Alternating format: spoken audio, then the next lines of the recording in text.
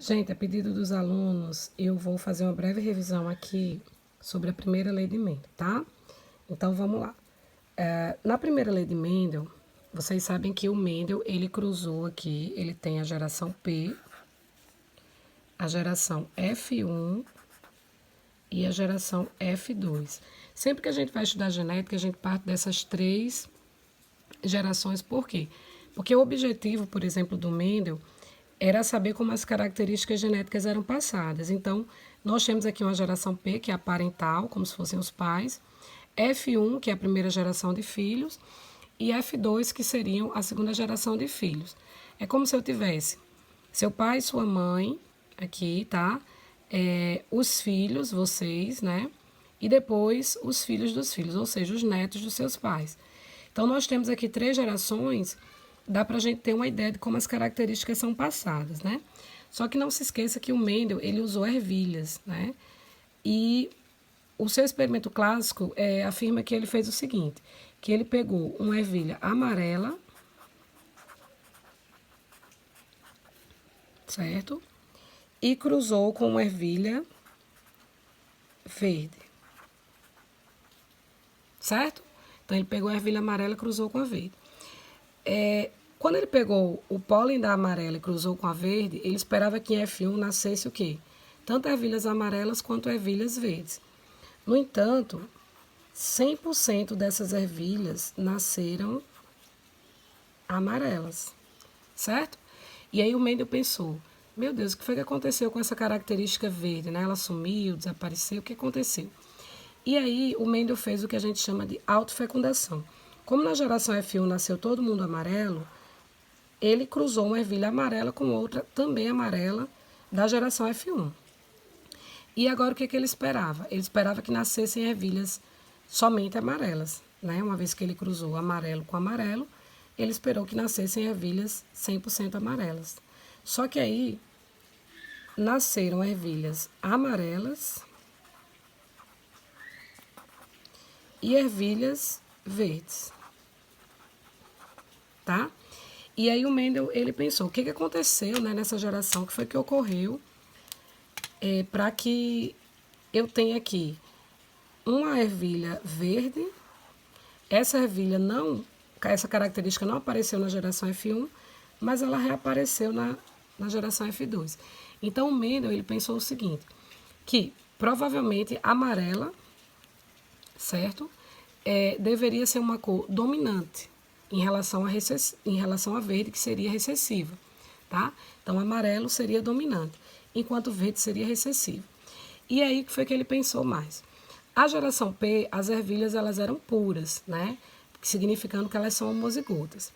Então, a gente sabe que a ervilha amarela, por ser dominante e pura, ela vai ser azão-azão. E a ervilha verde, por ser recessiva, ela vai ser azinho-azinho, certo? Então, quando o Mendel ele fez aqui o seu primeiro experimento na geração P, né? Ele então cruzou azão-azão com azinho-azinho, certo?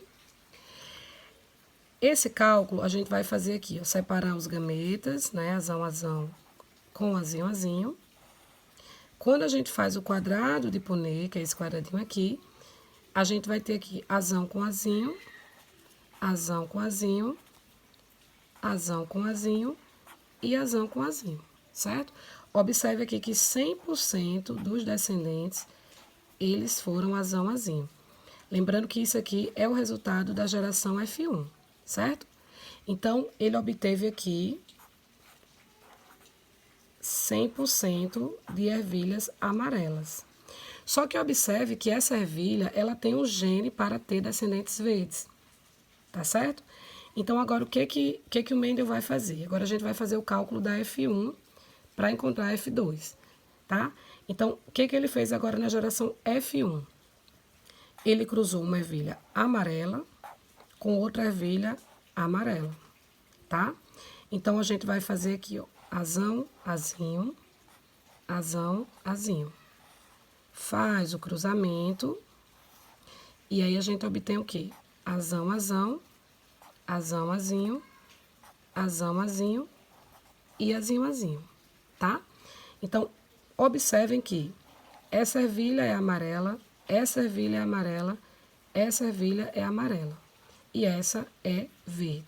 Então, Mendel, ele obteve aqui azão, azão, azão, azinho e azão, azinho e azinho, azinho. Ou seja, ele obteve 3 ervilhas amarelas para uma ervilha verde, tá?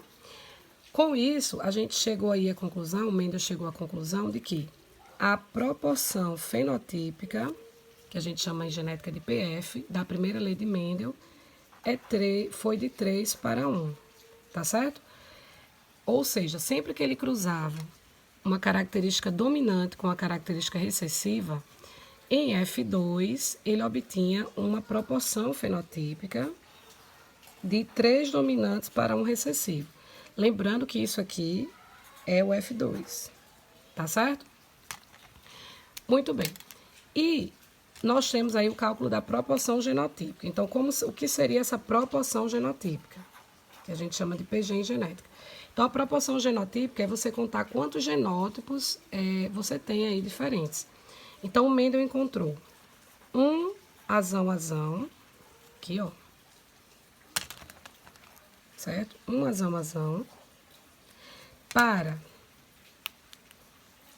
2 azão, azinho, certo? Aqui, ó, 1, 2, para 1 azinho, azinho, certo? Portanto, a proporção genotípica foi de 1 para 2 para 1. Certo? Então, recapitulando aqui, o Mendel, para ele fazer os seus cálculos, né? Ele vai usar aqui a geração P, a geração F1 e a geração F2, tá? Então, ele cruzou aqui uma ervilha amarela com uma verde. Lembrando que na geração P, todas as ervilhas são puras. Puros significam, então, homozigotos. E aí, quando ele cruzou a ervilha amarela com a verde, ele obteve em F1 100% amarelas, certo?